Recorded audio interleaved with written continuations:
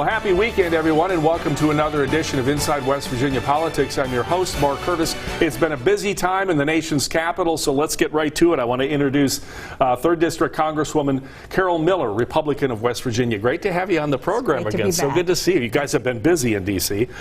This week, of course, the Senate made big headlines by passing this $1.2 trillion infrastructure bill. It's got to come back to the House. What are your thoughts on it, and especially what West Virginia may get from it?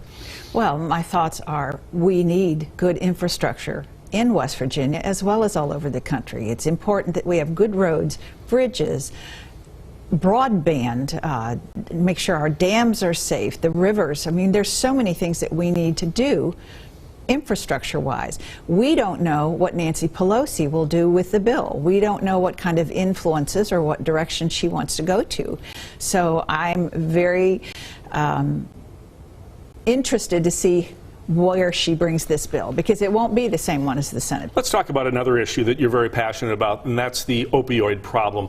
This week you toured the new Lotus Recovery Facility that has just opened in Boone County. How critical is the need, and how important is it that they're coming into this state? And I understand they may open more clinics. I think they will. I think there's one in the Eastern Panhandle as well, and it is a wonderful opportunity because they have the whole self concept of working with people.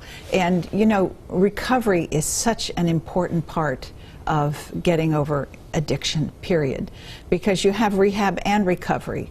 The tough physical part of rehab, then you have to go into the multi-layer part of recovery, which goes with you your entire lifetime. Speaking of addiction, the youngest, let's talk about them, neonatal abstinence syndrome. Yes. Children who are born to addicted moms, they themselves are born addicted. In the recently passed bill, you got an additional $1 million for neonatal abstinence syndrome, known as NAS.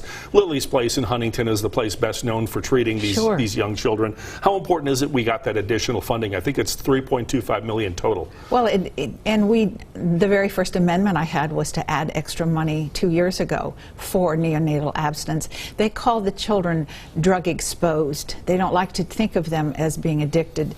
But you will notice that in the school systems now, the principals and the teachers and all the different aides that are in the school system are having to deal with children who react differently. They may go from 0 to 100 emotionally. And so it's so important for us to have that money to help learn more about what happens in utero and the effects of the children as they grow. We got to talk about some economic development issues you're very passionate about, getting West Virginia to become more of a commodity state, especially with exports overseas, and also getting people back to work, some initiatives you have with that regard. Well, and the addiction part of making sure we have clean people that can go back to work. It's so important, and it's time for us to go back to work and have the economy clicking along and having people have the self-satisfaction at the end of the day of putting in a good day at work and being with other people. I think we got pretty isolated over the last year and a half, and so it's important economically. And yes, I understand what a commodity state we are, which is why I work so hard to get on Ways and Means, and particularly the Trade Subcommittee. And I feel so fortunate with the abundant natural resources that we have in West Virginia. We're the #2 hardwood state. Our timber is incredible. And so we have gas and oil and coal. And what are we learning? How are we doing a better job with carbon capture? How are we learning with science what to do with coal?